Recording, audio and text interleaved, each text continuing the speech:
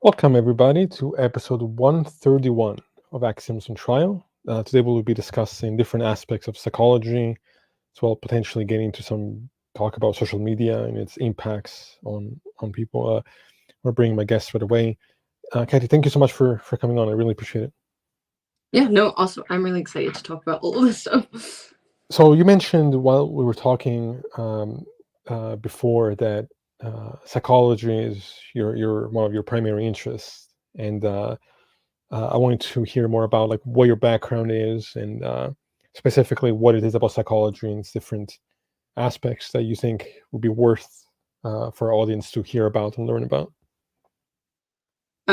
Well, my background, I've been studying psychology on and off since I was 16, so about 10 years now. I have started a degree in psychology 3 times, I think, and now I'm finally actually going through with it. And I'm halfway through my first year. But I've done, because I've started the degree over and over again so many times, I've done a lot of study within that, which is still useful. Um, I don't, the funny thing, I don't really have a main area of interest within psychology. I just have always really found it interesting trying to understand why other people think the way they do, why other people behave the way they do. Um, so the overall, it's all really interesting to me. One of my sort of most interesting, I would like to learn more about introspection and how people see themselves, which I haven't actually been able to get into a lot of. I don't know if I'll be able to study it later on or not, but I would like to know more about how people actually view themselves and the process that goes into people thinking about themselves. How would you respond to those that tend to be dismissive of psychology as a soft science or as being more speculative than anything else? I mean, I don't agree with that sentiment, but I have heard that kind of response from some people. I was wondering what you would say to that. Yeah, I've heard it a lot too. I think it's just it it's ignoring the complexity of being a human being and the human experience. It's like, yes, psychology has uh a branch of study where we're looking at qualitative data rather than the quantitative, which is what people want. They want the numbers and they want objective fact. But the human experience is so vast and inherently subjective. If you were to take qualitative data out of it, you would know nothing about us. So it's like, yeah, it's still a science. It's just a different way of studying science because we need to apply different kind of methods to whatever the object of the study is. I think people misunderstand the concept of subjectivity as though it somehow means that it's ungrounded or um, inexpressible. Whereas I think that we can kind of gather information about a spectrum of subjective experience and still find certain patterns emerging, even certain universals emerging. I don't know what you think about that. Yeah, no, I think that's absolutely right. And it's it's kind of like in with the objectivity, I think in a lot of the conversations we have, it gets lost what the meaning of that is. Because we have obviously the more philosophical look at things of like being mind independent. Um, but then in like a science, a research field, you would be looking at something that's measurable, and it's even the qualitative data that we collect is measurable in some way. Like you can measure the amount of positivity people feel towards something. You can Right. and that. So I think people are looking for something that's not possible to do. They want people to be simple and easy to go, well, this is this way and this is that way. But there's no aspect of a human being that is that simple. Uh, In the research you've done, have you encountered any data that would suggest it to be possible for a person to value just pure suffering? Like, could somebody value having PTSD, for example? Could that be an experience that they would have a positive view of? Yeah, yeah, 100% yes. Because I think I think I've seen that myself without just research.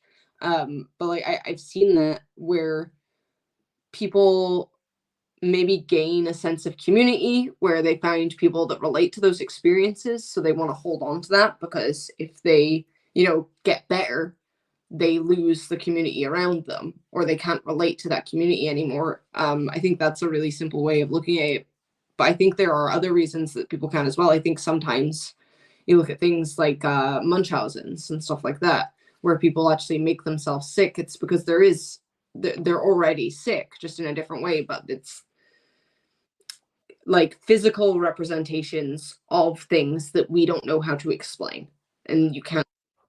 So maybe let me rephrase that a little bit, because I agree that it's possible for people to be stuck in their own suffering and to even define themselves by it and have a hard time removing themselves from those kind of patterns.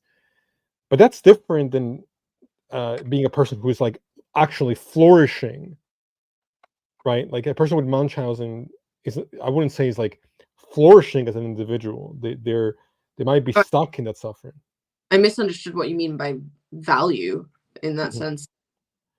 Yeah, yeah. Maybe I should have been more specific. I think what I'm pointing to is the idea that, like, if they could have the option between uh, a state of well-being and flourishing, and having a sense of community outside of the whole experience of suffering that they may be going through in that example, if they knew what both was like, it seems to me that they would try to move away from what we would associate as being a more negative experience.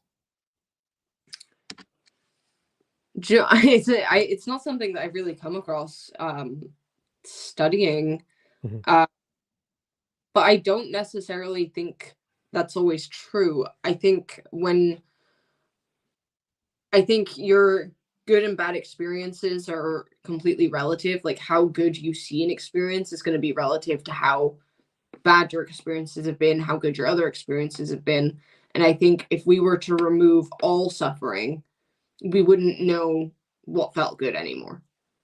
Sure, but you do agree that there is a quantified difference between well-being and suffering. That there is, Yeah, like, for okay. You mentioned that one of the interests you have is when looking at sleep and dreams. Um, could you elaborate on what you've learned about those that might be of interest? sleep. It was a while ago that I did 2 years on sleep and dreams, but like units. So in total, it would probably be about 6 months or so. Um, we looked at sleep as in like the function of sleep and the different biological processes that go into it. One of the most interesting things I learned about that was so there's the 5 stages of sleep. And if you're missing one stage, I believe it was stage 4, there's a hormone that's released. And I don't remember a lot of the names of things because like it's been so long since I studied this, but there's a hormone released that's fundamental to healing. And without that stage sleep, injuries last longer. You're more fatigued, you're more in pain and stuff like that. And I find the way that we go through the stages of sleep really interesting because they're supposed to go in a straightforward order, but we do see people missing and being woken up where there shouldn't be, and then it just disrupts so many other steps of your day. Yeah. Um, and we looked at sleep disorders, which are fascinating. Always, there's still stuff that we like in psychology. They have no idea even the function of dreams. They have absolutely no idea what the purpose of dreams is.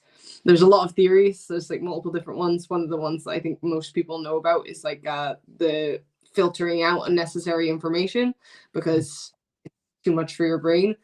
But it's such a hard area to research and Yeah. it's so inherently subjective that I think almost the way that psychology tries to reduce things down to, well, this is why, this is the reason why. I don't think that that's possible in a lot of ways. And I think Yeah. it's more like there are several different functions.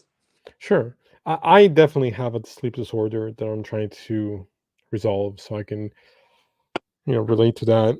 Um, sometimes, I often hear from people talk about dreams having these inherent meanings, or being ways to sort of resolve uh subconscious issues going on with one's mind.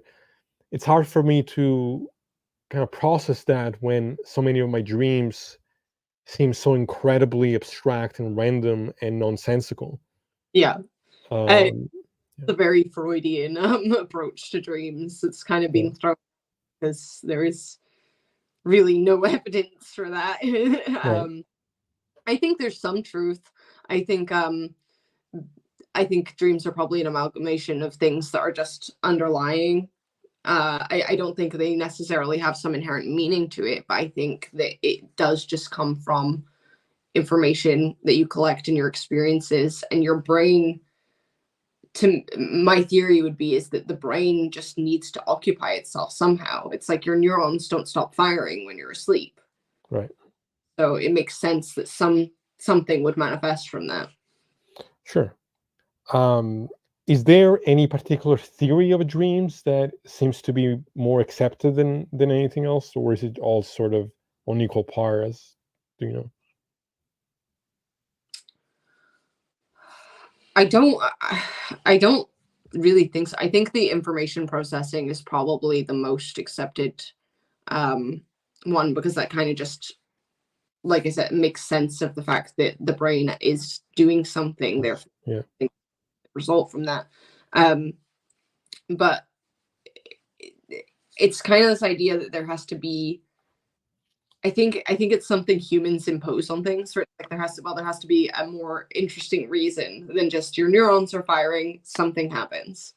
But I think it probably is just that simple. And I think it's nice to make meaning out of that. I mean, like, I myself am quite spiritual, and it's like I think you create meaning. I don't think that we have an inherent meaning. So I think if you take a dream to be meaningful, then it's meaningful to you. Just out of curiosity, like, in what ways would you say you're spiritual? Ooh, big question. It's just kind of I went through a lot of different processes of kind of finding what I believed about the world and trying to find meaning in my own life, and what was um, good and bad, what was right and wrong. I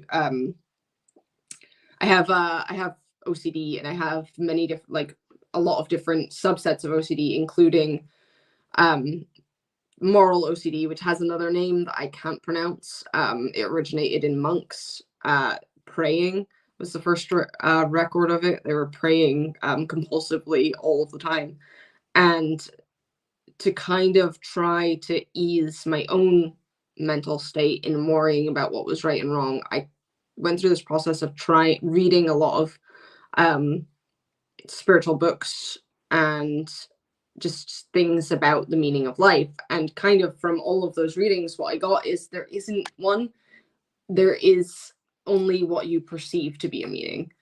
And that made everything a lot easier for me, because it was so much easier to go, well, I don't have to worry about that because it doesn't have to have meaning for me.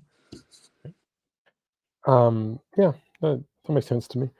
I can relate. I definitely have some um, aspects of OCD myself, so um, that is definitely not an easy thing to be dealing with. Um, but um, yeah, I wanted to ask you as well about what is atypical psychology. Um, you mentioned that as well. Sorry, what psychology did you say there? Atypical.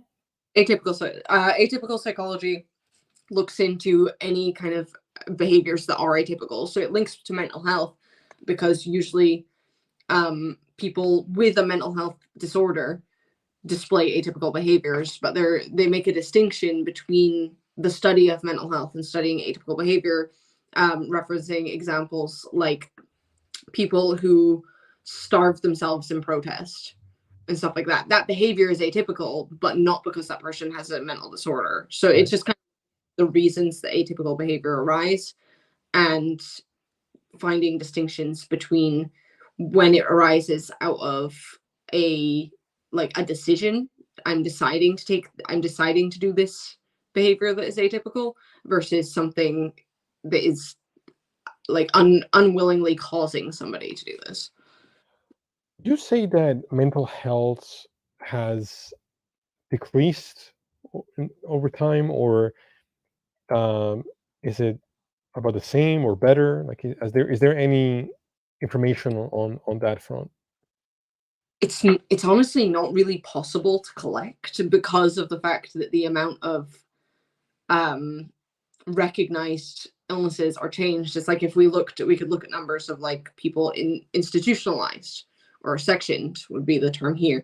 Um, and that would give us no real information. Because if we think going Yeah. back a couple decades, you're having gay people institutionalized, Right. women emotional institutionalized. It's like it would be almost impossible. I mean, there's even a really interesting study from 1974 called being sane in insane places. And the researcher Rosenhan essentially gathered participants and gave them the instruction to go to a psychiatric hospital and present with only one symptom, that they were hearing voices.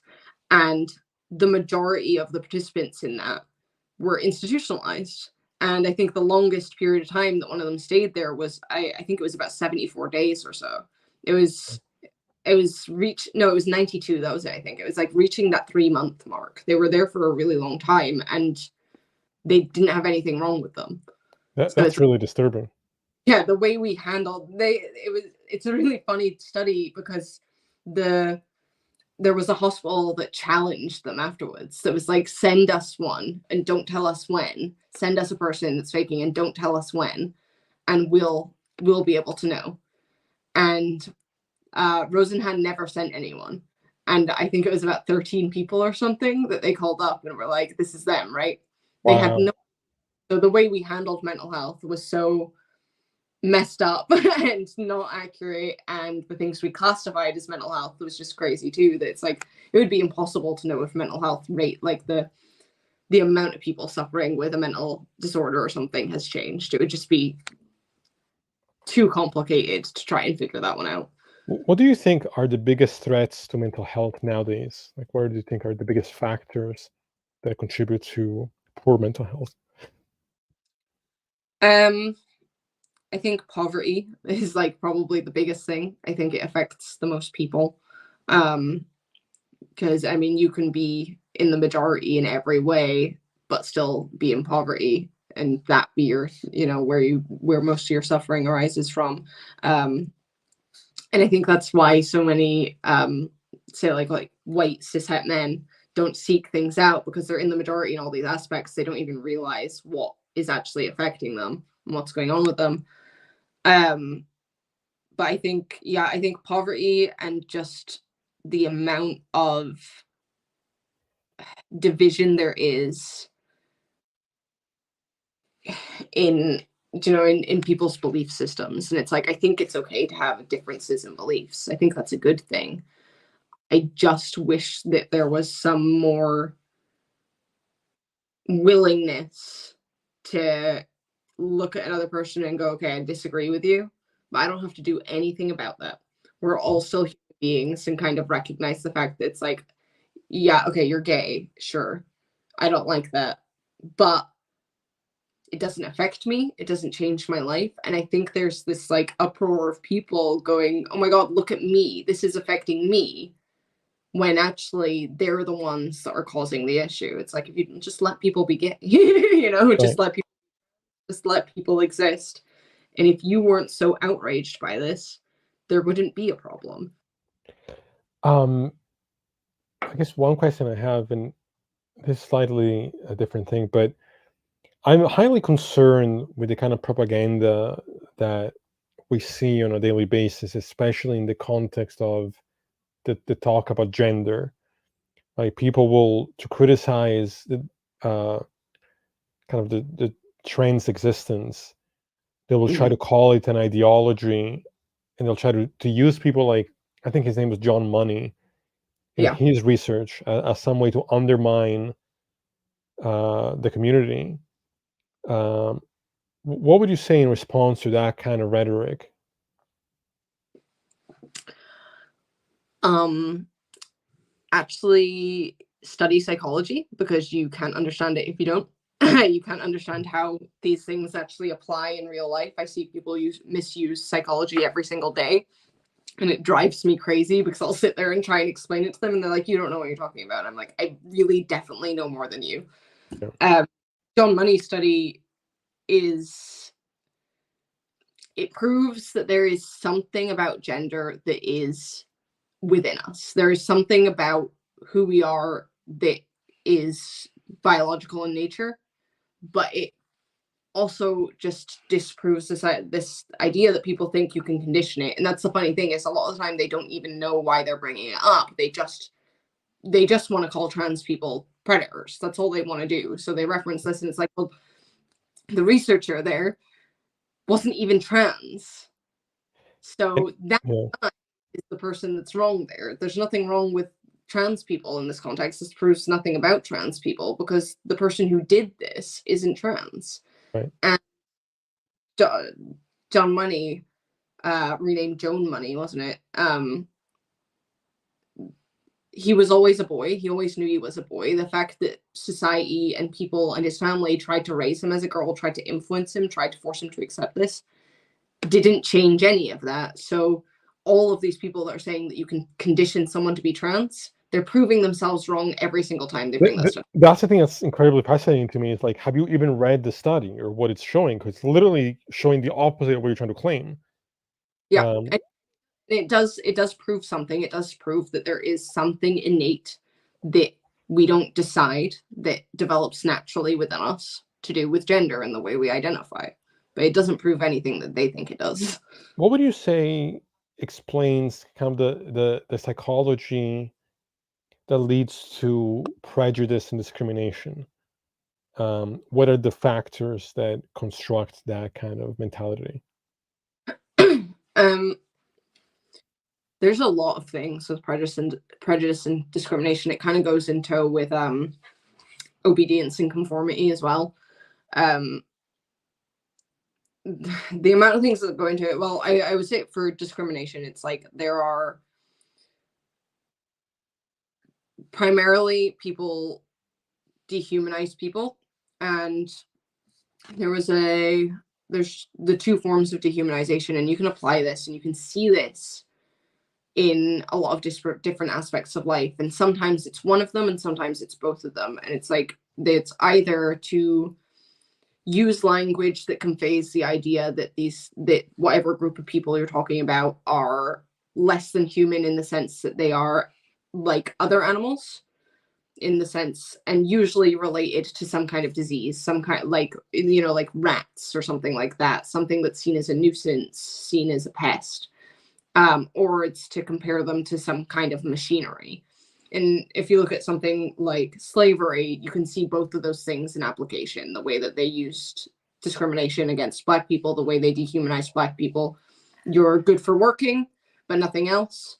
And the amount of times that Black people were compared to animals back then, you can see all of that, and still now. But um, I try to explain that a lot when people are saying, like, it kind of relates back with the gender. When people say a trans or a transgender, um, and they don't know why that's so problematic. And even in the conversation about the word cisgender and using that, like cisgender woman and transgender woman, they want to go, no, transgender woman and women. But if you do that with the sentence people, you have transgender people and people. Right. Why remove that adjective in that context? Because it's the same thing. And they don't even realize how impactful that language is, because the more and more that develops, the more we hear that, the more our brains adapt to thinking that this person is less of a person. And there are multiple studies on it where they look at pictures of the different groups, people from the different groups, and the areas of their brain that light up when looking at the minority or the people that are being discriminated against are the same as the areas that light up when they're looking at objects. They genuinely don't see them as people anymore. They don't see them. That's terrifying. I know. It's something that I find really hard to comprehend, and I'm sure there's some time in my life that I've done it and not even been aware, Right. because I don't think though that they're aware when they're doing it. But the biggest correlation is that they think the minority groups, the whoever's being discriminated against, they think that they aren't capable of complex emotions, which was another thing that's really fascinating to me, which is something that people do with children a lot as well. They don't think that children are capable of complex emotion. It's like they have happy, sad, angry, and that's about it. And that's what they think. And it's like, well, why would you think that? Right. So if you're a human being, they're a human being. You have differences in your biological makeup, but essentially the same. Why would you ever think that? And I don't think we have an explanation for that just yet. You mentioned as well, we were talking earlier, that one of the interests you have is in this idea of conformity. I'm curious to understand, what is it? Is there a benefit to conformity? What do you think leads to that being a part of behavior, as opposed to those that maybe seek to not conform? How to explain both phenomena? um, Conformity is like such a big subject, and it's really I really really enjoyed studying conformity. There's so many different things that influence it, and there's so many studies that have been done on it. There's Ash 1951 would be the reference, and that particular psychologist did many replications of his study. So, and always just changing one or two variables. And the biggest thing is how many people are there and how many people are on which side. It's just a numbers game. It's like if you are in a position, no matter who you are, if you're in a position and the majority of the group around you is doing this, and it does have to be a significant majority. I think it was in the study, it was usually 8 people, including the actual participant, and then it would be 7 pseudo participants. And I think that the as soon as it became a split divide, so 3 of the pseudo participants and the original participant, it would just destroy the whole thing. So as soon as you have a half, conformity's gone out the window. But if you're in a room with 8 people telling you that you're wrong, and it doesn't even matter what it's about, is the funniest thing. And I think it's uh human nature to doubt ourselves and doubt our perspective, our perception, because our perception does lie like constantly. Um, because all the study was testing was a line game. It was a line matching thing where you had 3 lines of different lengths and you had to match the line on one side to one of the 3, and they were all obvious different lengths, and the rate of conformity was 74%. That's really interesting and somewhat actually really concerning, because It's I think that insane. goes to explain why people can do some really horrible things just when they view other people just doing it. Yeah, and that's even different, because when you're putting it into the sense of obedience, you're talking about orders and you're talking about an authority figure, Right. right? And the studies on obedience that are fascinating, hugely unethical, like really disturbing, but they are fascinating. We have like Milgram's experiments where and this happened because like, the reason he was interested in it was because of the Holocaust, and because people in America were trying to claim that German people had a deficit. There was some kind of deficit within the people of Germany that caused them to be susceptible to harming others. And 99% of professionals believed that American people wouldn't harm other people.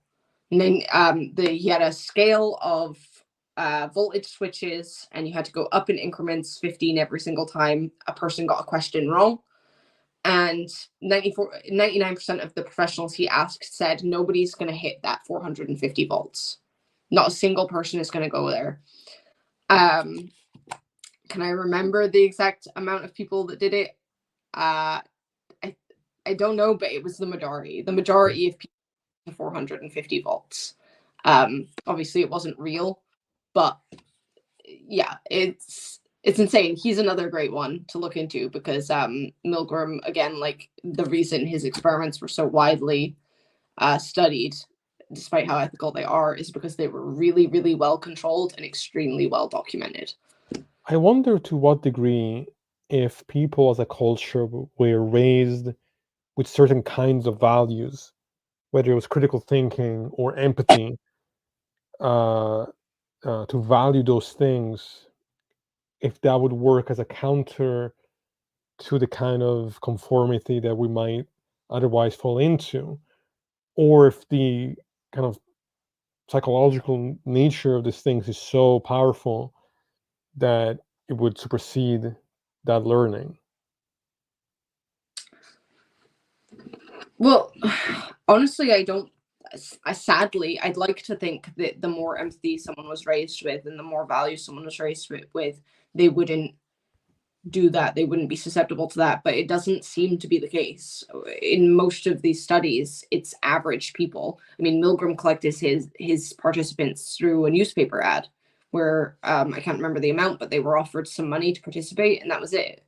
That's kind of what Um, I'm saying, but it's actually kind of, I think, goes to my point, is that I think most people are not raised to have those values or to even really think about those things in any kind of deep way. And I think it is that fact that leads people to be more likely to be susceptible to these kinds of behaviors. yeah, it might be. I don't. I really don't know. I think that anybody could be susceptible in that position. I think for a million different reasons. I know myself, I have a really hard time with authority. If an authority figure shuts me down, I have a really hard time speaking up for myself. And I think if I put myself in the position of Milgram's participants, they had a series of prompts that they were giving every time they tried to withdraw, which is one of the reasons it was so insanely unethical, is that someone couldn't just say I want out. They actually had several prompts that was you must continue, the experiment needs you to continue, things like that. And they would go over 4 different prompts. And I think in my position, sometimes I go mute when somebody shuts me down and I don't know what to do. Yeah. And That I who's the empathetic, you know? that's the fact they would push people to continue. I wonder if it potentially skewed the results in some way too. It's Uh, actually there was a qualitative analysis done, and this is like we need these qualitative analysis, where because Milgram's work was so hugely uh, recorded, they had video documentation, they had every single piece of the research study documented. Somebody went back, God, I forget the name, but they went back, they did a huge qualitative analysis, and the 4th prompt, was something along the lines of you cannot withdraw, you have to continue. That was the message that was conveyed, and that was the only one. The other ones were please continue, the experiment requires you to continue. But the last prompt is the one where the majority of participants that withdrew actually withdrew, and that's the one that's the most direct order, right. which is what his whole study was about obedience, obeying orders. That's And interesting. it's really, really interesting. And I think it's um the guy who did the analysis kind of put in a sense where it was like when people are told they don't have a choice, that's actually when people start thinking, wait, no, actually I do have a choice. It's like the Right. more clear it becomes that this person thinks you don't, the more aware you become that you do. Right. That's fascinating. You mentioned kind of your reaction to authority. Um, Mine is pretty different. Like I definitely have an authority, like an issue with authority, but I will respect an authority if they have given me reasons to respect it. Yeah. Right. So it's not that like I'm inherently like counter authority. If it's in a context where that authority figure has earned my respect, then I don't have a problem with sort of hearing their perspective or even following with their perspective. But if it's just because it's they're labeled an authority, that means nothing to me. And I have an easy time completely fighting back against that kind of thing. Um, I don't know. Maybe just maybe I'm just stubborn. I don't know what I it is. But people do, and that's it. Like, I wouldn't say that I inherently respect authority at all. 100% not. I've had way yeah, too many bad doctors, bad teachers, everything. Um, it's almost, for me, it comes down to the fact that I'm autistic, really, and it's like I know there's like these set up rules in society, and this is what people do, and people don't like it when you don't follow those rules. So when mhm. I have a problem with an authority figure, and I will generally try to voice it a couple times, but if it's shut down every time, it gets to a point where it's like, if I push this, I'm gonna be the one that's getting I that gets the negative effect, that Right, gets I'm going to be the bad guy in this situation. And it just causes like a fawn response in me where it's like I just do what I'm told. And I really like to think that I wouldn't do that on a bigger scale in a more severe situation. And I really hope that I wouldn't. But from what I already do, I don't know. I right, really, right. Interesting, because I'm also autistic, and I think it's interesting the way in which people can share certain traits, but also react differently to situations. Like yeah. I know a lot of people that um, have felt like they're an outsider, and in feeling like they're an outsider, there is almost like this deep desire to conform, or there's like a sadness that comes along with feeling like an outsider. Whereas, yes, I mean, I have a desire to connect with people. I don't think I would be doing this if I didn't have that desire. But I also am comfortable in that feeling of being an outsider. And the closest thing to a community I've ever felt was the philosophy department, and then the friends I've made on TikTok. Otherwise, I have never felt this need for a community, or seeking out that kind of thing. I've always kind of done my own thing and never and didn't care. Um, but yeah, Kind of interesting. I would say I'm similar. I always wanted a community. I always kind of wished that I had the relationships I saw other people having, and I never understood why I couldn't. But I also didn't want to just do what everyone else was doing, and I didn't really understand why everyone needed the community all the time either. yeah, Like I think of like really simple things like my friends at lunch at college. I was in different classes to my friends, and there would be certain days we'd have the same lunch period, and they would always want to be together. And I liked to sit by myself at lunch. I liked to go and sit and do some reading, do some of my work, stuff like that. And I didn't really understand why everyone wanted it so much. And I don't know if maybe it's real and maybe people do really enjoy that, or sometimes I think that people have almost like a void where it's like I don't want to spend time with myself. I don't want to deal with being by myself. see, it's weird because I don't like being by myself, but if I'm around more than like three people at a time, that's almost worse. You know, Yeah. like it's too much sensory, uh, whatever it's called. One, two, three people tops, like that's perfect. Even three is like a bit much. But yeah, but I don't like to be by myself either. So I don't know. Another thing I want to ask you, with some of the topics that I've written here, what are the different markers for intelligence, the different ways in which intelligence is measured? Oh, IQ tests. So the problem with intelligence is that there isn't an agreed upon definition, even within psychology. Like every single psychologist that studies it, everyone that developed an intelligence test had a different definition for it and had different types within it. The first one that comes to mind is there's the idea of crystallized intelligence and fluid intelligence. And fluid intelligence would be things that change, like intelligence that you develop and change with your environment, and crystallized intelligence would be something that's like innate, like if the, like physical responses you have are innate ideas of, it's kind of hard to know what's innate with human beings. There's different things about that too. um but intelligence tests are just inherently problematic because of that, because they get misused, misunderstood. Even today, I would think most people would know that IQ tests aren't an accurate measure of intelligence. Yeah. And don't, because a lot of people will look at IQ tests and go, oh, you're average intelligence, so you know nothing. You're just a normal person. Ugh, boring. And that person could have scored extremely highly in one area, like visual spatial information.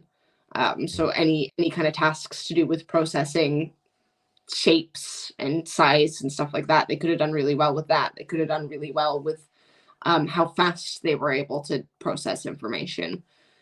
And having just this one score ignores all of that. It's that thing again with the complexity of humans and wanting to reduce us down to numbers. Why would you do that when all of the things behind that number are so fascinating and so valuable? Why would you look at someone who has an average or even slightly below average IQ and say they're useless when they could have a higher score in one of the areas than a person with a really high?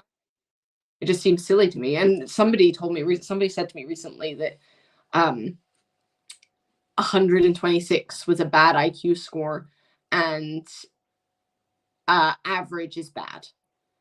And I was like, what do you mean average is bad? And they were just like, well, it's just bad. And I was so confused because, again, I don't think people know that IQ tests are standardized. So the average is always 100.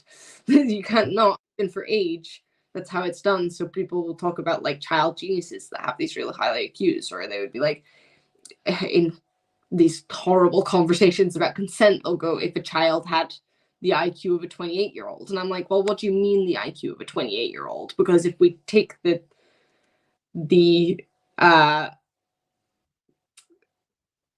God, the word's gone out my brain. The algorithm for IQ or whatever it's called, the mathematical, the God words. If we take that, you need the age of the person in there. The age is completely relevant. So it's like if you say if both a child and an adult, an 8-year-old and a 28-year-old had the same IQ score, that doesn't mean the same thing. Right.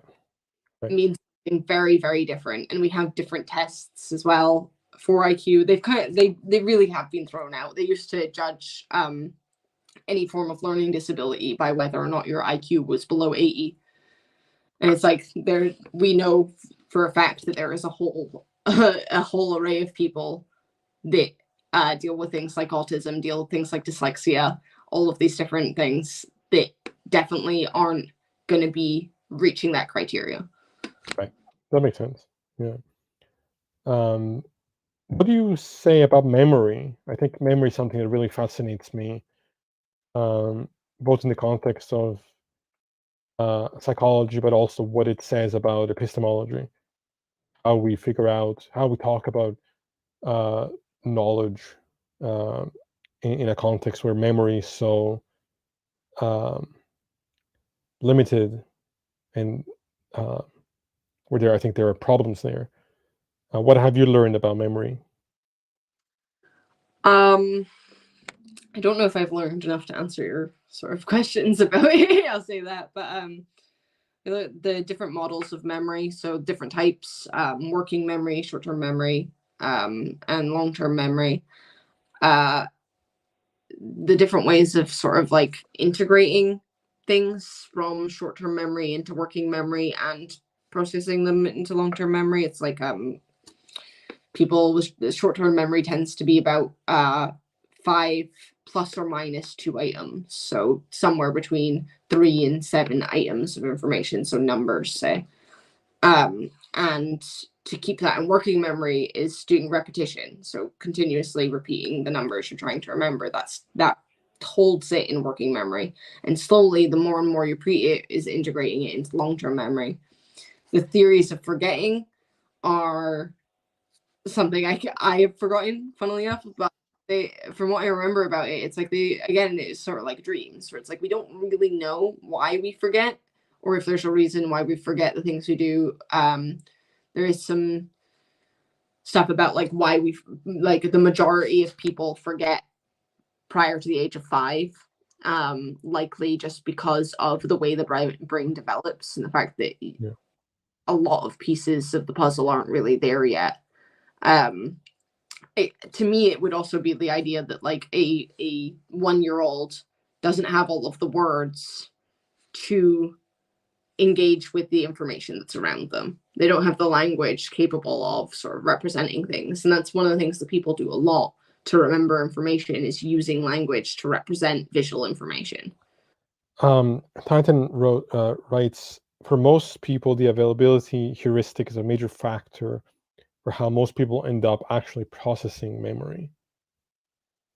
Um, and then they also said anything with a strong negative emotional component is more likely to be retained. See, I find that comment interesting because I think that there are people who have certain coping mechanisms where trauma and negative emotions and memories are actually blocked out. Yeah, I don't know. They might have different information than I have, but from what my understanding is things with semantics added to them. When you add semantics into the mix, so anything that has meaning to you is more likely to be remembered. So it makes sense that emotional things are more likely to be remembered. But we do know that, like you're saying, with repression, I don't think that strong negative things are more likely to be forgotten, but we know that there's several different things that can happen in the process of a negative experience that, with disassociation causing people to disassociate their psychological self from their physical self, and that can cause memories to be disrupted, can cause them to be repressed. So I don't know much about what the person's commenting, but I don't know if it's maybe a couple of studies that have shown that, but from my understanding, that both things with intense positive and negative emotions would be more likely to be retained just due to the semantic addition. You mentioned language. Is there any theory from kind of the psychological perspective that has shed light on the development of language at all, or how it is that it comes about the way that it does, or is that still in the dark?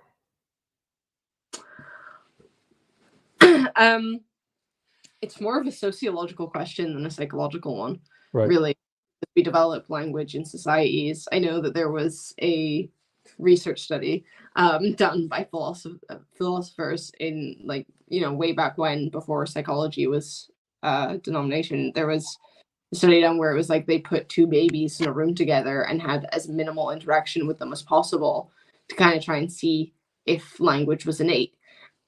And I don't think they gathered any kind of evidence that it was. They did find that the babies did try to communicate with each other. So I think this desire to communicate is innate, but language itself, it seems like we should know kind of that it depends what you mean by language, I guess, is the problem. Because language, the way that words come around, the cyclical nature of how we use words. So you think about things like the R slur. Previously, we would have had, even before that, we would have had things like feeble-minded that were medical terms, became highly offensive, and now nobody's going to really react if you call someone feeble-minded.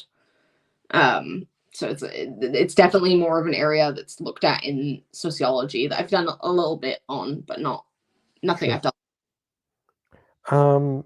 You mentioned child development also being one of the areas of interest. Is there anything about that you would like to talk about?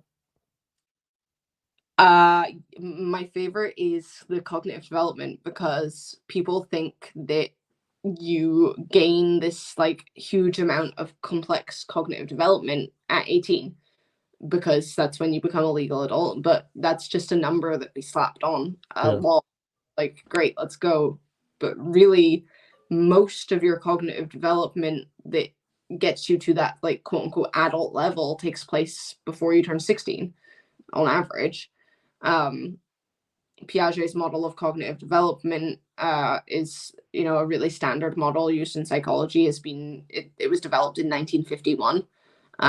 So we have a ton of evidence that all kind of goes into that, and I've seen things that have been given to me online about cognitive development versus the social and emotional development and maturity, and the social and emotional development and maturity seems to come a bit later.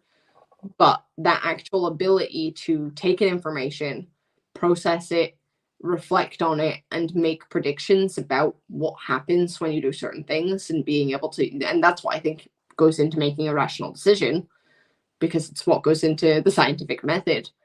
That is, realistically, it's developed between 11 and 15, 16. And people don't know that. People think kids are stupid. They think that anyone below 18 how to make a good decision.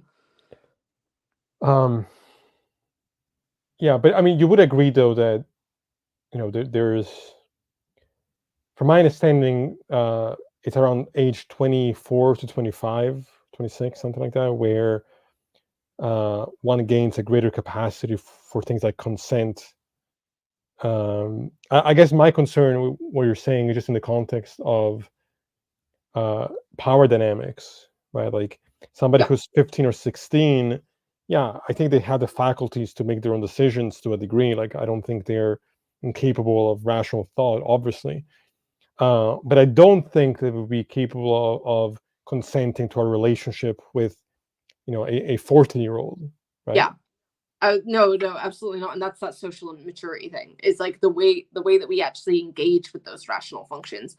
There's a distinction between hot cognition and cold cognition. So cold cognition being, making decisions in a non-emotionally arousing state.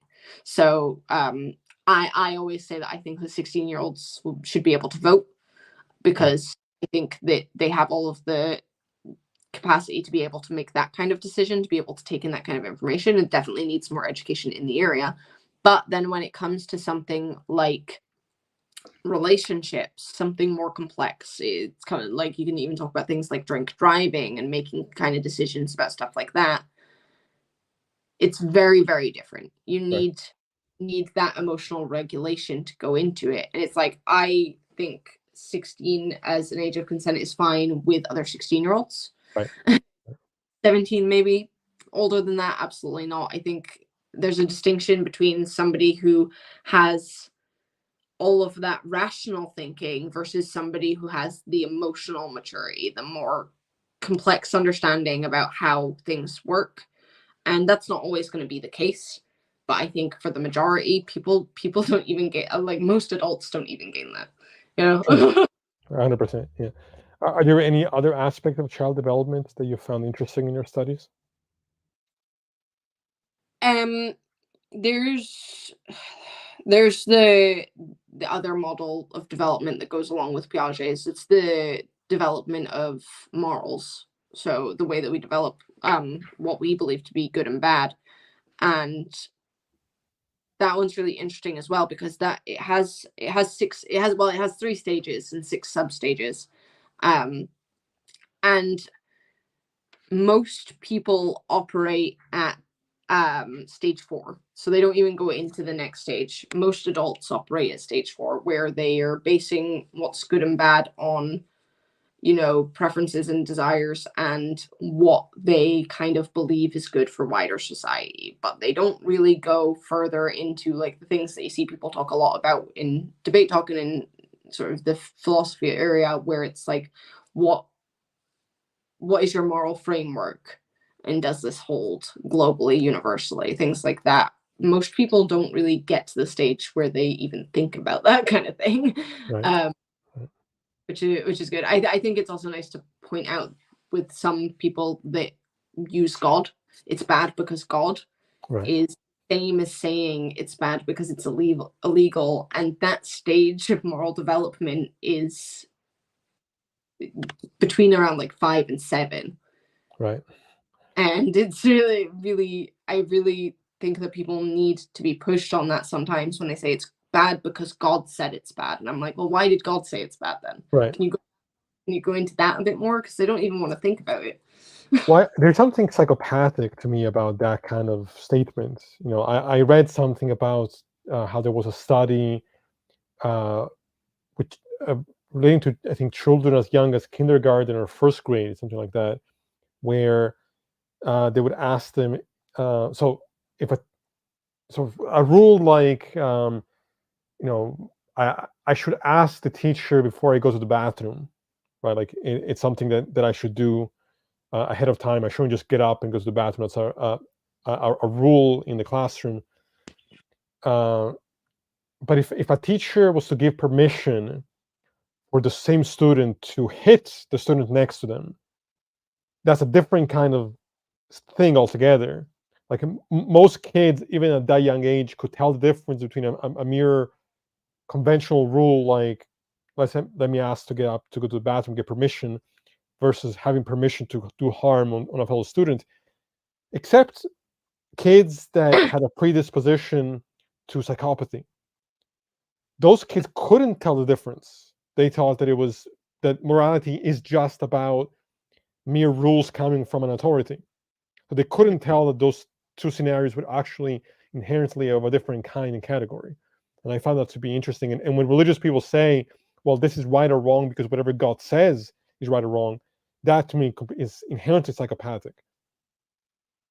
Yeah, I think it's really, if you look at the values that religion holds, conversations about physical discipline, quite often get the Christian argument of spare the rod, spoil the child.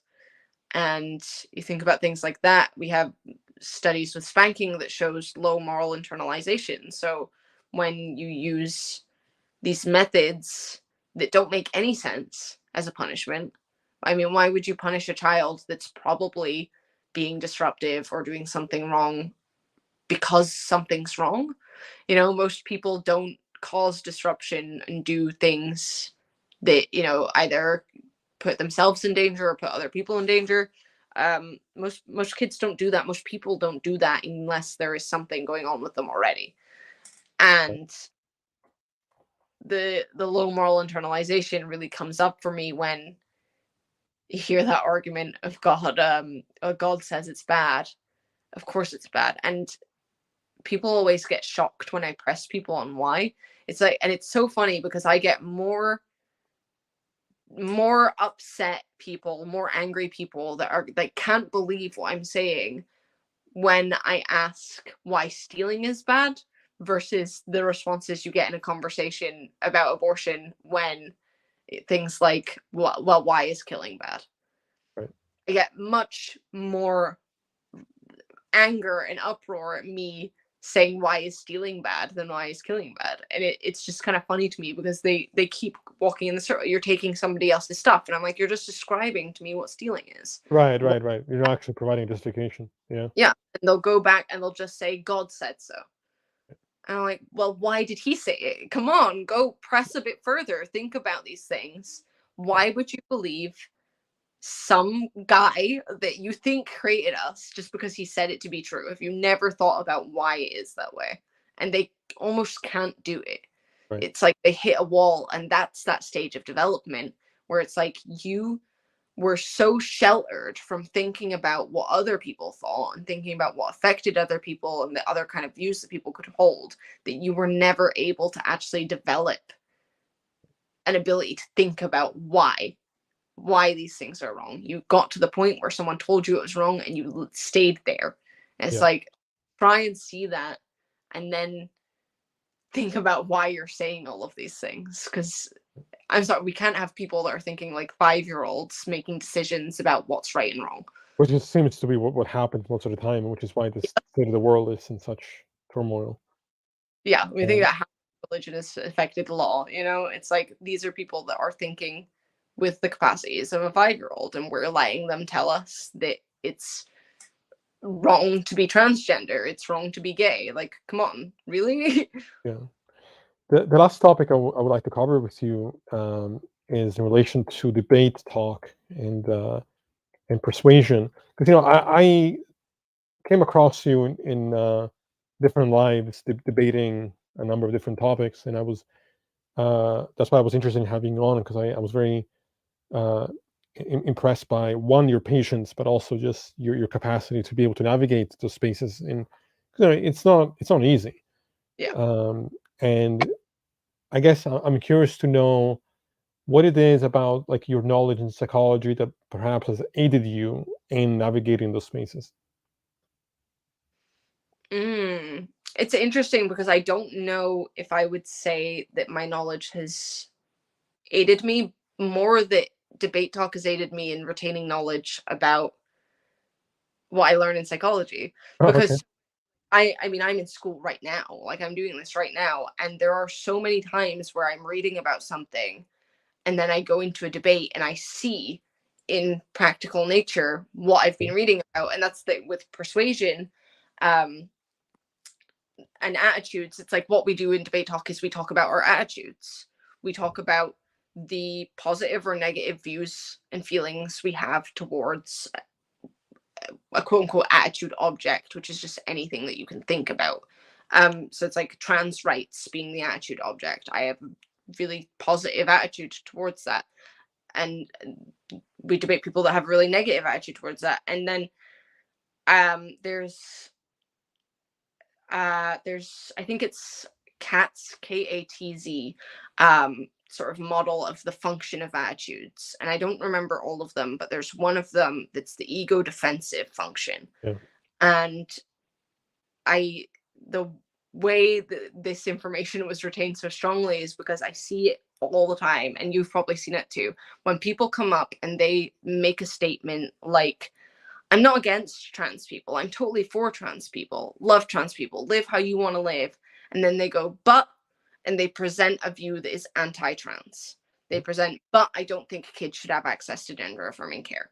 But I don't think that you're really a woman. You're not really who you say you are. But, and it just, that is, so in traditional psychology, we would just look at the words. We would just look at what did that person say, and it would be registered as an ambivalent attitude because there's a positive and a negative. So two opposing just creates ambivalence. And we would say that that person had an ambivalent attitude. But in rhetorical psychology, which is an area that I would absolutely love to go and look into more, because I've always kind of been very attentive to the way people use language.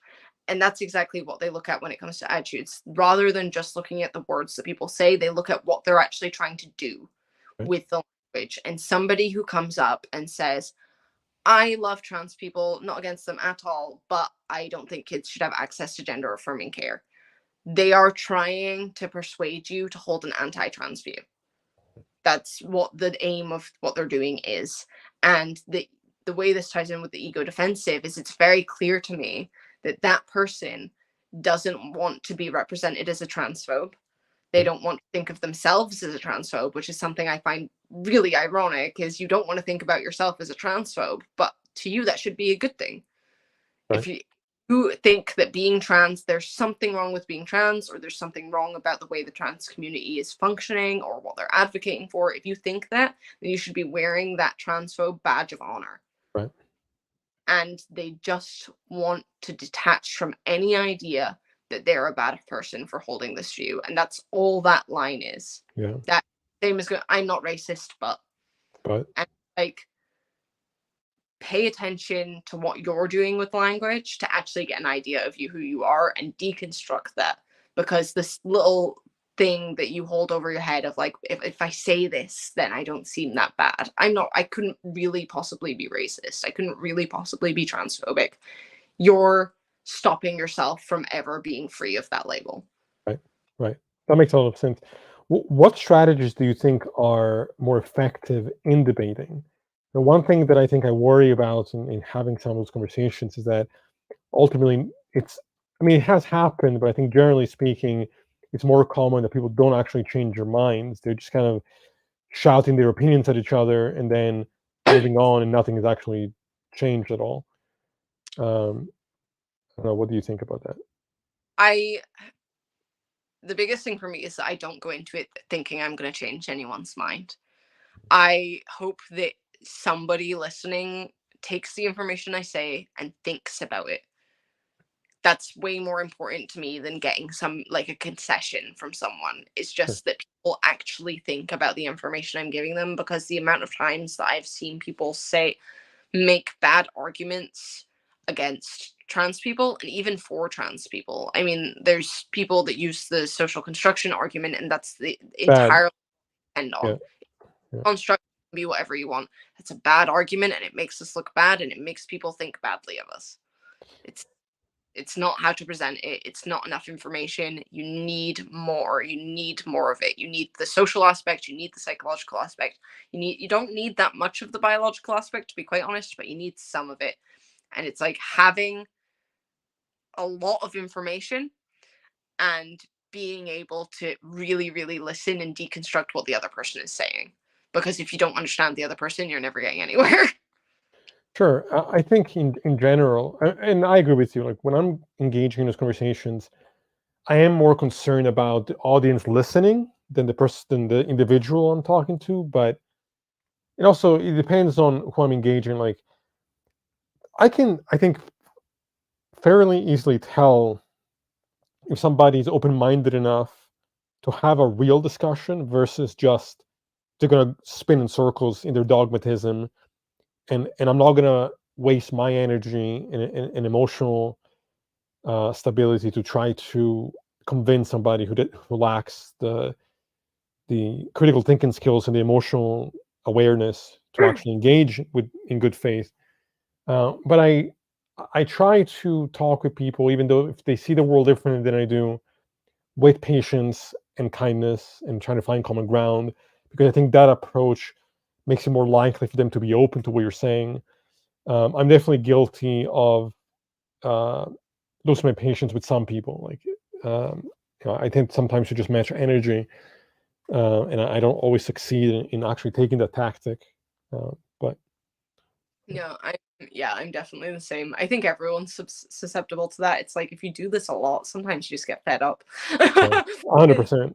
Yeah, I definitely do try to match energy. But the thing is it's never ever going to be just about you, because there's eyes on you. There's there's the person you're engaging with, and then there's the whole audience, and the whole audience commenting is going to affect how the person that's engaging with you sees you.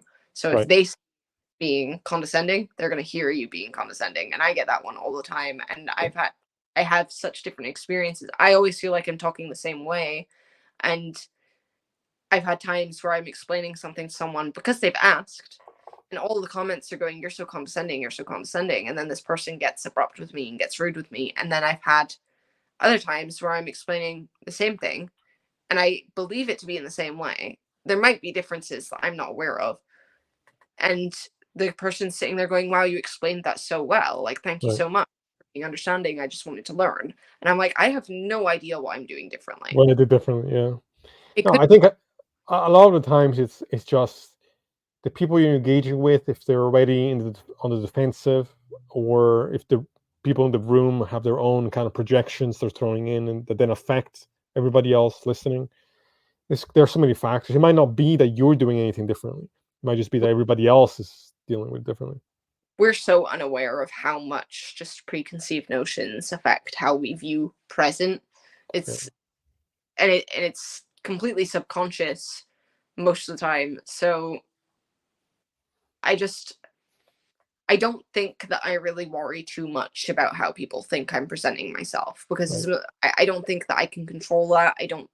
I think that if somebody has this idea of me, they're gonna continue having this idea of me no matter how I'm presenting myself. And it's very often it's that in group out group thing where people Sure. look at people on that aren't on the same side of them as less than, they give them less consideration, all of these things. So and they're going to look at the person who's debating the stance that they take as being more positive. They're going to give them more positive qualities. They're going to perceive them to be more polite, more this, because if they're part of my group and I value this, they must share the same values, so I perceive them as behaving in this way. Right. So Yeah, that makes sense. yeah. Um, before we wrap up, do you want to plug any of your social media, or is there anything else you want people to know that you think might be beneficial? I mean, the only social media I actually am active on is TikTok, and it's Katie Trashwell. Um, I don't really use any. I have an Instagram page. It's basically dead.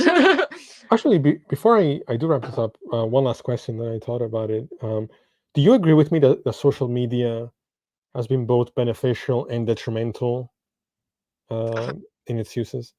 Uh, 100%. one thing that I think, at least from my view, has been beneficial is obviously we have more access to information, but also we have more access to misinformation. It's easier for us to connect with other people and build community, but it's also easier to kind of fall into echo chambers and that sort of thing. I think something that concerns me is how much time people spend behind the screen as Mm. opposed to just kind of engaging in the world. I'm worried about people comparing themselves on what they see on social media, not realizing that like a lot of what we see is just a filtered version of people's real lives. Like it's kind of these idealized things that are not reality. Yeah, and I think it's a funny thing because it's always been obvious to me, and I think people should think about it more often, where it's like, how do I present myself on social media, and how real is that of my actual experience? How representative of what I put out of my real experience is? And for me, I mean, my Instagram page is very different because it's just photos, it's really not a lot. But my TikTok, I do try to make quite representative of how I live my life. I don't put makeup on every day in my TikTok videos. I don't put a filter on every time I post a video and stuff like that. Um, but a lot of people do. A lot of people do put that extra bit of effort in to make them look better, turn another light on, um, making it look like what they're doing is more fun than it actually is. And it's like, really think about what you're doing and how you're using the internet and how you represent yourself on social media. 90% of people are going to be doing the same thing. So if your Right. life looks better on social media, then most other people's looks better on social media too. Yeah, I feel like it's very easy for me to remain the same across the board. Like often when, especially in philosophy talk, when we talk about identity, we talk about like different masks that people wear for different people. And I don't know if it's my autism or if it's just that I don't give a shit. But like I think I'm pretty much the same across the board. I can't be bothered to engage in any kind of pretense about what it is that I am and what I believe. It's just I don't have the energy to do that. I used to. When I was younger, like through high school and stuff like that, I definitely used to feel like I think it's because I felt like all of the people that I saw doing that were getting more positive attention. Mm. And then the more I got to know some of those people that really, and I had a couple friends when I was younger that really, really did amp up their life on social media a lot and really tried to represent themselves in social circles. And then one on one, I was like, you're not very nice. Right. Right. You're really not a very nice person. And then I looked and I started paying more attention to the relationships they actually had. And I was like, they have all these friends, they're so popular. And I looked at the relationships and I was like, they're not really what I would consider a friend. The way they engage, the amount of time they spend together, the amount they actually know about each other. I was like, I don't think I care to have those kind of relationships. So I would much rather present myself as authentically as I can. And I think there's always going to be a little bit of us that wants to be better than what we are, and we're going to try and show that picture to the world. Sure. Um, but I think if you present yourself as authentically as you can, you're going to get a lot nicer people who actually like you a lot more than For who friends you are. Yeah. put yourself out. It's like, I'm so great and I do all this and it seems like a waste of time, and it seems empty to me. Right. No, 100%. I completely agree. I really want to thank you for coming on and sharing your knowledge with us. Psychology is one of those things that has interested me for a long time. So I would love to have you back at some point. Um, and thank you everybody that always comes in and listens to our episodes here. I'm not sure exactly when the next one will be. I'm guessing sometime maybe on the weekend or next week. I am trying to put more content out there. I've also been considering just uploading some of the TikTok lives that I do. I Uh, think, yeah, yeah, yeah, people like to watch TikTok lives. It kind of gives them a taste of what the what kind of topics you spend talking about on here as Yeah. well. And I'm trying to figure out if there's a way to sort of live stream TikTok and YouTube simultaneously, but I don't know how to do that. I know Yeah. there is one. Yeah. I wouldn't know how to do it either. Because I know that Will MCC, he does that. He streams to TikTok and YouTube at the same time. I would have no idea how to do it myself. Yeah. I'll have to look into it. But I'm sitting on my phone right now with this in a browser, yeah. so. But anyway, thank you again for coming on, and I hope you have a good night, and I hope everybody listening has a good night, and I'll be back sometime soon with another episode of Axioms on Trial. And yeah, take care, everybody. Be safe.